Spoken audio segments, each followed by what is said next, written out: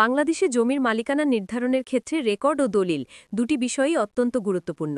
অনেকেই মনে করেন রেকর্ডে নাম থাকলেই জমির মালিক হওয়া যায়, কিন্তু আইনগতভাবে বিষয়টি এত সহজ নয়। রেকর্ড বা খতিয়ান, যেমন সিএস, এসএআরএস, আসলে সরকারের করা জরিপের একটি প্রশাসনিক দলিল যেখানে মালিকের নাম, দাগ নম্বর এবং জমির পরিমাণ উল্লেখ থাকে। এটি মালিকানার প্রাথমিক প্রমাণ হলেও চূড়ান্ত মালিকানা প্রমাণ করে না। আদালত রেকর্ডকে প্রমাণ হিসেবে গ্রহণ করে, তবে এর সাথে বৈধ দলিল যেমন বিক্রয় দলিল, উত্তরাধিকার সনদ, খাজনার রসিদ এবং দখলের প্রমাণ মিলিয়ে দেখে তবেই মালিকানা নির্ধারণ করে। দলিল ছাড়া কেবল রেকর্ডে নাম থাকলেই মালিকানা দাবি করা যায় কিছু নির্দিষ্ট পরিস্থিতিতে। প্রথমত, যদি কোনো ব্যক্তি বা তার পূর্বপুরুষ দীর্ঘদিন ধরে ওই জমির দখলে থাকেন এবং রেকর্ডেও তাদের নাম থাকে, তবে আদালত সেটিকে মালিকানা হিসেবে স্বীকৃতি দিতে পারে।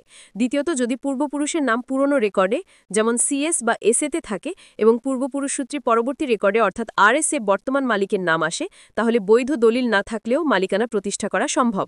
তৃতীয়ত, যদি দলিল রেজিস্ট্রেশন না হলেও খাজনার রসিদ, দখলের প্রমাণ, স্থানীয় সাক্ষ্য ইত্যাদি থাকে, তবে আদালত রেকর্ডের সাথে এসব প্রমাণ মিলিয়ে মালিকানা মেনে নিতে পারে। তবে ঝুঁকি রয়েছে, যদি কেবল আরএস রেকর্ডে নাম থাকে কিন্তু পুরনো রেকর্ডে অন্য কারোর নাম থেকে যায় বা দলিল ও দখলের প্রমাণ না থাকে, তাহলে তাদের উত্তরাধিকারীরা মামলা করে মালিকানা দাবি করতে পারেন এবং তখন জমি হারানোর আশঙ্কা থাকে। বাংলাদেশের আইন অনুযায়ী আদালতের রায় না হওয়া পর্যন্ত সর্বশেষ রেকর্ডধারীকেই মালিক হিসেবে ধরা হয়, কিন্তু দলিল ছাড়া মালিকানা ধরে রাখা কঠিন। আদালতে প্রমাণ করতে হয় যে জমি বৈধভাবে ভোগ করা হচ্ছে, নাম রেকর্ডে রয়েছে এবং অন্য কেউ দখল করে নেই। সুতরাং কেবল রেকর্ডে নাম আছে ভেবে নিশ্চিন্ত হওয়া উচিত নয়।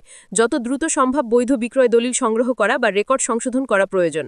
পাশাপাশি খাজনার রসিদ, দখল প্রমাণ এবং উত্তরাধিকার সনদ সংরক্ষণ করতে হবে। কোনো বিরোধ দেখা দিলে দেওয়ানি আদালতের আশ্রয় নেওয়াই শ্রেয়। উপসংহারে বলা যায়, দলিল ছাড়া রেকর্ডে নাম থাকলেও মালিকানা দাবি করা যায়, তবে সেটি দুর্বল মালিকানা। প্রকৃত শক্তিশালী মালিকানা প্রতিষ্ঠিত হয় বৈধ দলিল, রেকর্ড ও দখলের প্রমাণ, এই তিনটির সমন্বয়ে। তাই জমি কেনার ক্ষেত্রে অবশ্যই দলিল রেজিস্ট্রেশন করতে হবে এবং কেবল রেকর্ডের উপর নির্ভর করা উচিত নয়।